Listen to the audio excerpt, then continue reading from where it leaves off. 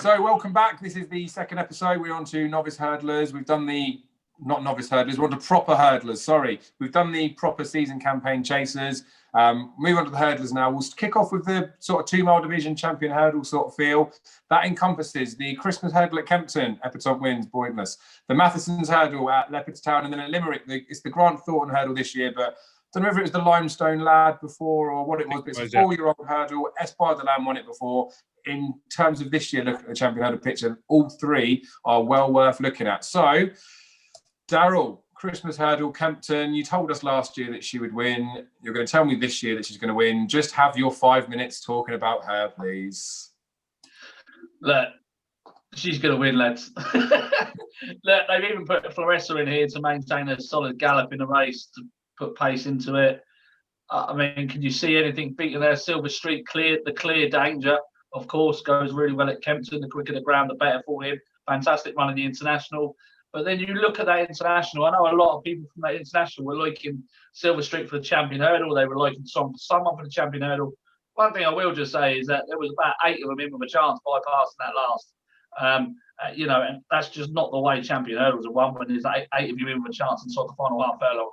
It just doesn't work like that. Everton, of course, she's got a fantastic chance again for back-to-back champion hurdles. She's been there, she's done it. She's just electric. She's actually improved that. I thought that Newcastle run in a 5-5 was just visually impressive. I haven't done any time figure work on it, but just the way she moved past So Royale, who actually held the strongest handicap form of the season, was just so impressive. I mean, she's very, very hard to knock, especially given she beat Silver Street by 5 lengths last year in this race. I think quicker ground for her is even more of a positive, because she's got such a blistering turn of foot. She was the one that everybody tried taking on for stupid reasons last year. It wasn't me being a genius. It was the obvious it was the obvious choice, really. If you go back and look in hindsight now, yeah, she was far better than everything else. She's the best of the British 2 mile hurdlers. It's as simple as that. Every year we tend to have one challenger for the champion hurdle, and Ireland normally have 2 that could potentially upset us or vice versa. But we normally have one standout candidate, and it's Everton again this year. She's done absolutely nothing wrong. There's no reason to take her on at all. If she gets beaten like Bouvedere did get beaten this a couple of years ago by Vidana Blue, then it's probably going to be by Silver Street. Although I would just say Floressa did run a very, very good race at Newbury. It was a real, I know she only beat the Pinkerton by 1.25 lengths, but it was a real strong time figure off the front end. So she shouldn't be underestimated, but I think she's definitely in here to make sure there's pace in the race. But Everton, I mean, I don't want to spend too much time on it. I have gone on a little bit, but Everton, mate. Good, right, that's it. We're not mentioning her name for the rest of the year then. Thank you very much. One thing that's interesting, where you've mentioned the international hurdle, I've watched the replay back a load of times, and I can't focus on the finish, because all I can look at is flappy hands and Nico de Boinville minding Vidana Blue out the back. She could have got so much closer. So obviously she went to new owners, didn't she? Hasn't really played out since then, because she got turned over here at Kempton for Silver Street beat her. She got turned over in that mares race where Mrs. Hyde beat her. And obviously she got battered at Cheltenham there. But conveniently, she's down £9 from her 160 rating.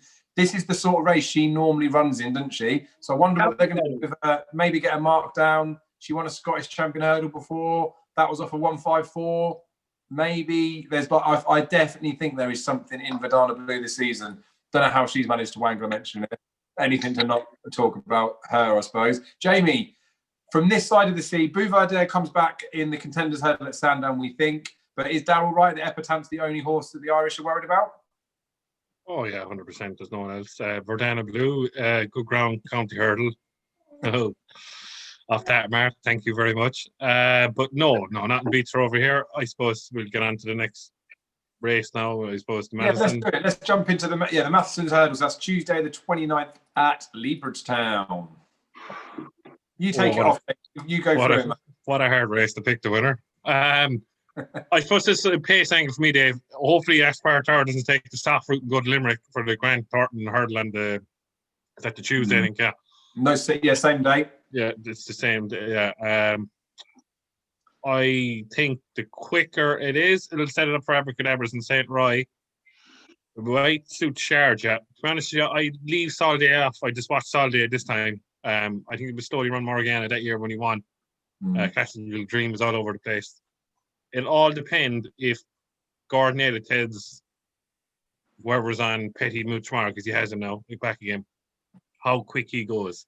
And the quicker it is, the better for Abracadabras. Quicker it is for St. Roy. So hopefully it's the two of them coming and jumping the last and see who at the best man in it is round 2. I think St. Roy, if it settles better, probably has a bit more of a kick than Abracadabras looking at the last day. But look, you can't knock Abracadabras. He's beaten the last day as well. But this will all depend on the pace of the race. I think if it's slowly run, and the way Patrick Munnins now likes to know how to ride Sharjah, he's going for 3 in a row in the race. He could be a decent price on the day. So he'll be ridden cold to have that little turn of foot at the end. Now, I think if they go quick, it's between the two lads. If they're slightly slower, I think Sharjah has the right sense. But Sharjah, as I said, he is ground dependent. But it looks like it's dry enough over here. Well, there was torrential rain here last night, but that's this side of the world. At the other side of the world for Dublin, like Larkin Meyer was on yesterday, it was good to yielding in the middle of December on the chase track. So hopefully they don't water and spoil it, but hopefully we know half the non-runners, there's crap we always get at the Dublin race for the festival every year, but hopefully they'll all turn up and let the best man win.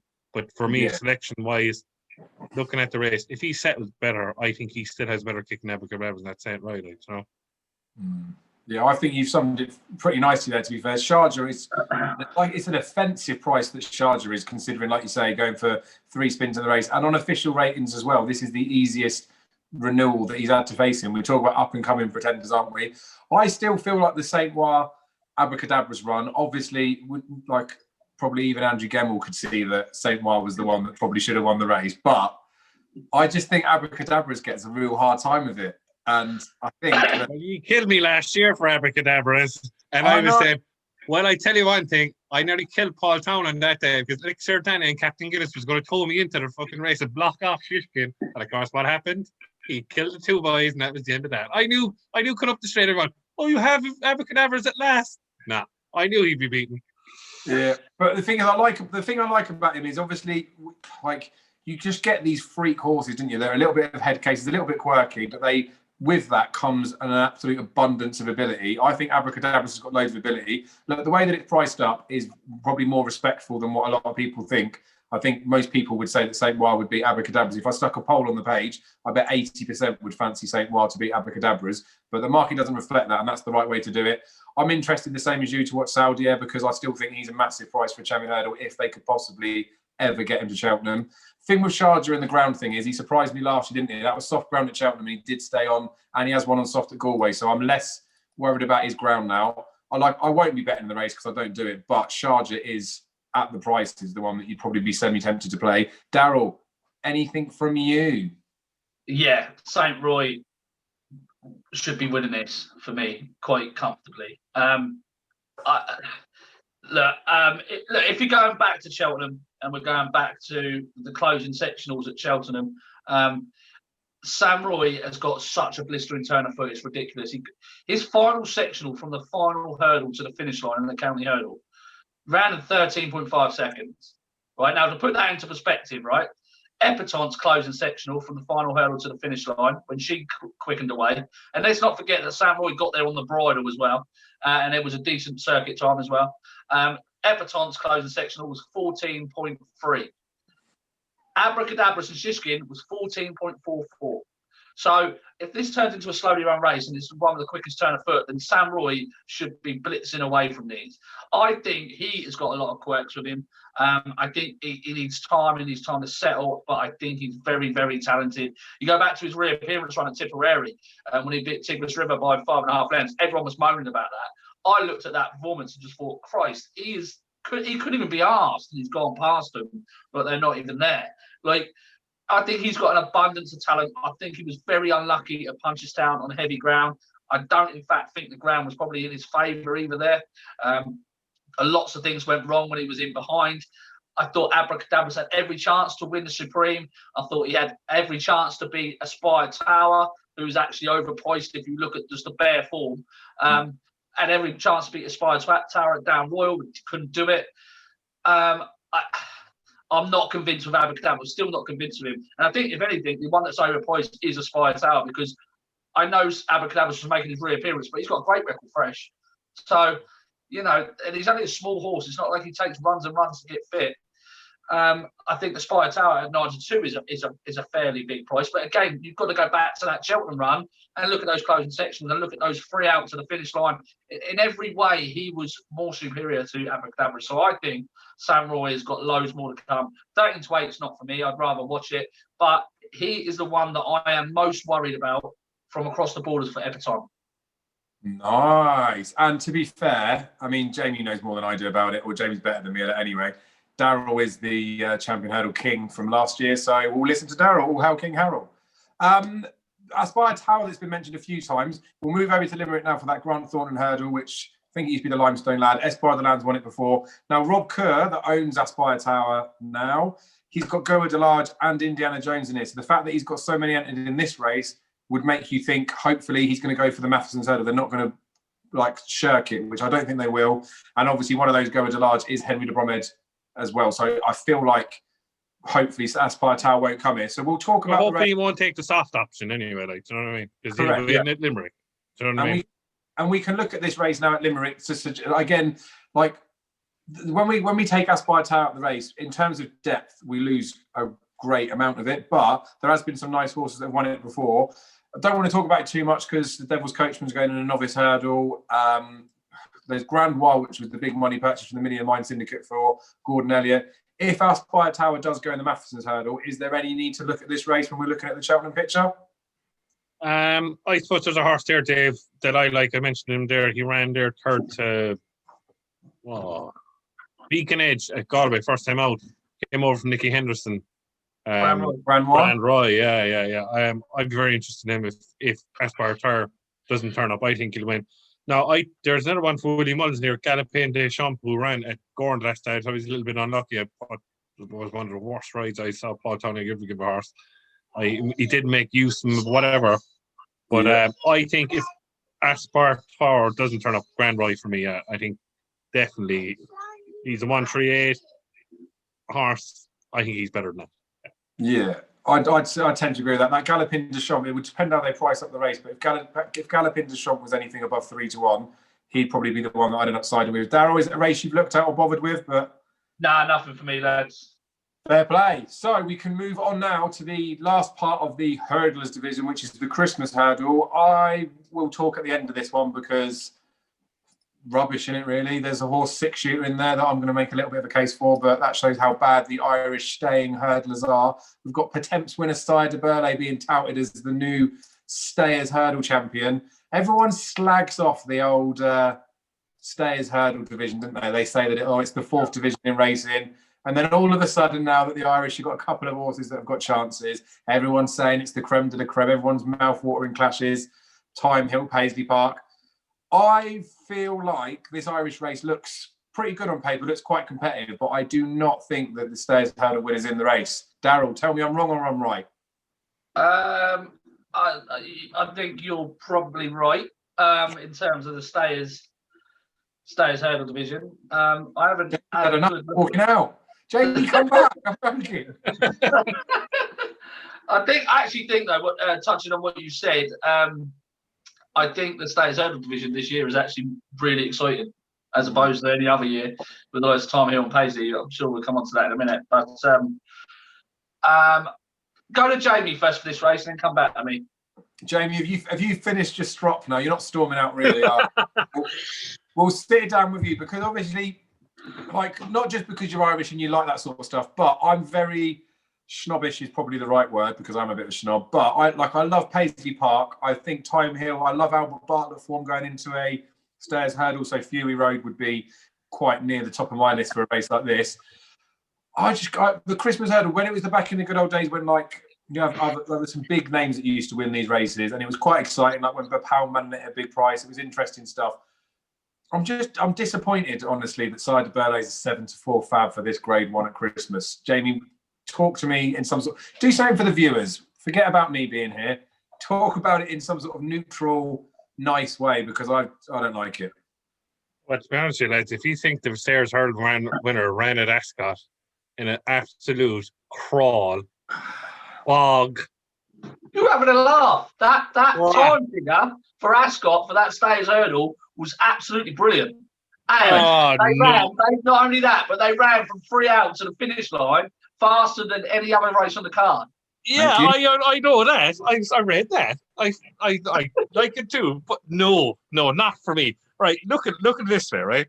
How 3 seconds quicker last year was it? Stairs Hurdle. No, forget about that Stairs Hurdle last year, right? Crap, right? We all agree there, right? But Sergeant Birthday to me is unbeaten, right? Unbeaten. If you look back last year at the Stairs Hurdle, right? Please say Gordon Elliott has a cost. The way you get Paisley Park beaten is go put like Apple Shade out, like went out like clappers. He needs to put a pacemaker in the race for Sergeant Birthday. Make it as fastly run as possible. Paisley Park won't be able to keep up. Look at Paisley Park's first Stairs Hurdle, right? What a crap race. It was crap. Faheen, right, and Sam Spinner.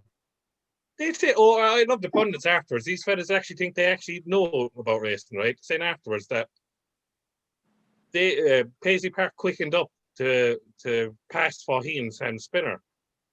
No, he didn't. They were stopping, right? And he fell over the last hurdle, right? I know he still won, but he fell over the last hurdle. He nearly fell at the last hurdle, these first Stairs Hurdle win. I think you're really underestimating the Irish horses because Sergeant Birthday, the quicker it is, I think he's a right chance in the Stairs Hurdle. I really do. Because the fact of the matter, he's unbeaten on the new course. I think the quicker they go, the better. And you have to bring in Fury Road as well. Why is Gordon Elliott as well keeping him over hurdles? Surely God, you agree with me that the Albert Bartlett last year was the best race of the festival. Yeah, I agree the Albert Bartlett was the best race of the festival. Yeah. What a lot of people don't know. You don't agree with what? What a lot of people don't know is that there was a point in the race when Sire de Burleigh's Pretemps run was around 26 lengths behind the Stayers Hurdle field. And I think Sire de Burleigh might end up getting taken off his feet if they go ahead of a gallop, like you're saying, putting a pacemaker. I think he might get taken off his feet a little bit. And I don't think Paisley Park gets taken off his feet too. No, sorry, maybe. You don't think Paisley get not taken off his feet because he I raced don't like Paisley. Well, you don't like it? I fancy Tom Hill, and I'll tell you why. Because at Ascot, I'm pretty certain that Richard Johnson got there far too early. He pulled himself over to You Never Call to try and stay with a horse as long as possible. If you go back and watch his run at Newbury at Son of Camas, once he headed him, he didn't do a lot in front. That's a slight concern. But you go back to that Albert Bartlett, which you've already agreed is one of the strongest Formula One, right? Yeah. He ran faster from 3 out to the finish than any other horse, and he was denied a clear run at the final float. I was on Mudfish that day. I was ecstatic he got denied, but there was no doubt about it. I felt that Tom Hill was probably the best horse in that Albert Bartlett. I just think that going from that, I was actually worried that they were going to run him in a bog at Ascot. I don't think that's what he wants at all. I think the better ground for Tom Hill is going to be much more up his street, and I think sending him straight to Cheltenham now is going to be a big positive for him. I think he's got a bit more to come. I just think he's a little bit quirky, and I think he needs a clever ride. And if you go as hard as you can with your pacemaker, it's going to suit Tom Hill as far as I'm concerned. So, look, we do need to get onto the Christmas hurdle at Leopardstown that we started to try and talk about. But before we do, now you've started the Time Hill thing, did he hit the front too soon at Newbury, 3 furlongs out? Yeah, I know what you're saying there, but it was better ground. Done. That's it. You've had your bit. Done. It was better ground. Yeah, I know. But I agree. Him going to the Cheltenham for the Stayers proper is better. I touched on it last night when I was talking to Matt doing the anti-up thing. That I say it every year, don't I? No one likes the Stayers hurdle, but I love it. The Cleve hurdle is the furthest from the final flight to the finish line that it is all season, and then the actual Stayers hurdle is the closest it possible is. So if there was a rematch between Time Hill and Paisley and Time Hill, then Paisley would smash him up in the Cleve, and Time Hill would probably have the advantage of the Stayers. It's not just that as well. It might not even be the horse's fault, but part of me was thinking, does Richard Johnson want to win this in style? Or why is he not just going and asking him to quicken away? Jump that final flight and quit and ask him, because he didn't really. He wanted to sit, or it was 2 out between 2 and 1. He wanted to sit there as long as possible, hold on to him for as long as possible, instead of just going, hitting the front and just going and then saying, catch me if you can then. But he got done for a little bit of toe. I don't think he realised that Paisley was staying on like an absolute tank. Yeah, but like that was ridiculous from Paisley, wasn't it? Compared to what it was at Newbury. At Newbury, I thought Paisley was going to do the same, fly past him, and he never did it. At Ascot, considering how far back he was, again, literally thinking recently of that Newbury run, there's no way many people would have thought Paisley was going to pick him up. Yeah, probably not. But look, I'm saying though is why is Richard Johnson holding on to him between the literally coming down to like, why is he still holding on? Why is he not banging out at that last and then going away? Why is he holding on? I personally think that he thought Paisley Park was so far behind he didn't have to worry about him, and I'm adamant that is the reason he was swearing after the line, because as far as he's concerned, Paisley's fallen or pulling up or something like that. Like he's so far back, and then all of a sudden, Aidan Coleman's gone past and said, "All right, boy," and he's fuming. I think because I'm adamant that he won't admit it. I mean, he probably would, being an honest guy, would he? But I think that's the reason he was so pissed off with it, is the fact that he thought Paisley was not even in the picture, and then Paisley's mugged him off. Anyway, Jamie, this Leopardstown Christmas hurdle, you obviously like Cider Birthday. I don't even think Cider Birthday is going to win this, so he can't win a Stayers. Fury Road is one that I'd be semi-tempted with, but we've said ourselves, didn't we? The Stayers hurdle last year was pants. Ronald Pump, that was second in that, is 7-2 in this race. Right, what do you think is going to win the race, Jamie? At the Christmas hurdle, 3-miler at Leopardstown. What wins it? Cider Birthday? Cider Birthday for me, Dave. To be honest, Joe. But I would, to be honest, I wouldn't be upset if Fury Road or Ronald Pump win. To be honest, because I really like Cider Birthday for the Stayers hurdle. But it wouldn't upset me. But you want to hope he'd win here. But to be honest with you, I think Cider Birthday should win. But I think Fury Road wins it. Fury Road, then like on top, would be Time Hill into Albert Bartlett. So I don't think I'll have a bet in the race, Dave. No, I can just watch and sit down and relax. I will, and this is where punt ahead comes in. No, not punt ahead. This is where it is. Is it punt ahead? Mug punt ahead, probably more than anything, because of the pure hatred for Cider Birthday and the fact that I'm always going to look at him and think that he's stupidly short. I'll be very tempted about Fury Road, and if Fury Road goes much bigger than he is now, if I can get 4-1-ish, I don't like backing each way, but he would be the absolute dream mug each way bet, I think. Cider Birthday is £7 better than him, or on official ratings, but I think Fury Road comfortably could be a 160s horse this season, even if not just off the back of that Albert Bartlett form last year. Anywho, Daryl, do you have an opinion in the race of who might win it? I'm assuming the storyteller's going to the Savage Chase. Is he not going there? He could go here, Daryl, because I reckon he's going to the Stayers hurdle. Well, if he goes here, he's not a 20-1 shot, that's for sure, is he? No, he's not. Definitely not. So if he goes here and he's around, he's a double figure price, then it'll be your hands forced, I think, for the storyteller, really. Plot twist, right? I'm not going to explain why. I'm just going to. Right, but I don't think anyone would need you to explain it in the slightest, mate. Fair shout. So if he's declared, he's the one that you'd want to steam into, wouldn't you? Yeah. Fair enough.